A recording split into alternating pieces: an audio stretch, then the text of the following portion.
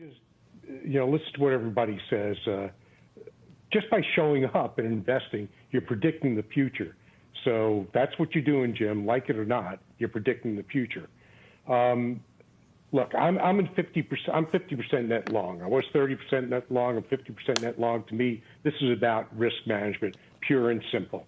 And as long as people are surprised that, and still expressing surprise today, that the Fed put is gone, I think the market is just not going to go up. Because why would you think the Fed put was there going to Powell's meetings, Powell's conference?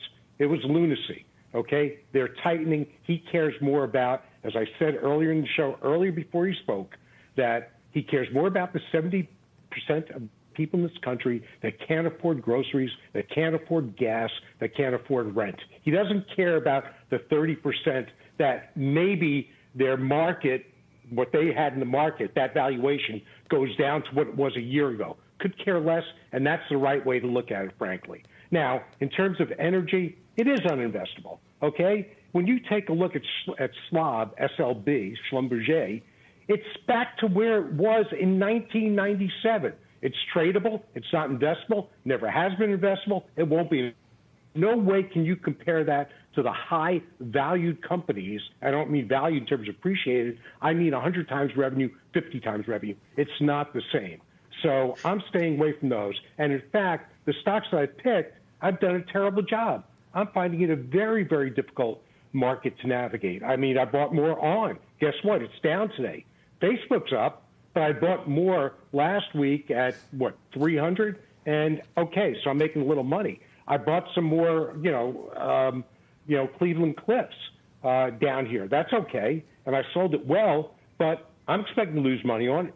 XPO Logistics, I bought more. Phenomenal company. I met with almost the entire management team just a week ago. Things are going great. Stock's down today.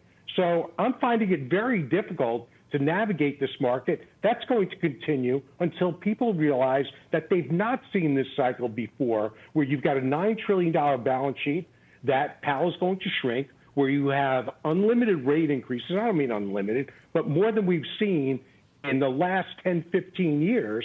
And a lot of people out in the market don't know how to deal with that. And I'm having problems dealing with it, and I'm bearish. So look, so keep your capital. Don't think you have to jump in. I guarantee you, in a lot of these names, you'll get another chance, and particularly in the ARC names, you'll get many chances. And each time you take a bite of that apple, you're going to get a toothache because they're just going lower. There's no way those companies, not all of them, most of them are worth what they're trading at now. And just because they're down 50% doesn't mean anything. That's not valuation. That's stock price. So I'm staying on the sidelines as much as I can because every time I go in and do something, man, it's like the wrong move. So just be patient. If I miss the first 10% upside, that's great. But I think there may be another 10 to 20% downside. And I hate losing money, actually, more than I like making money. So that's where I am.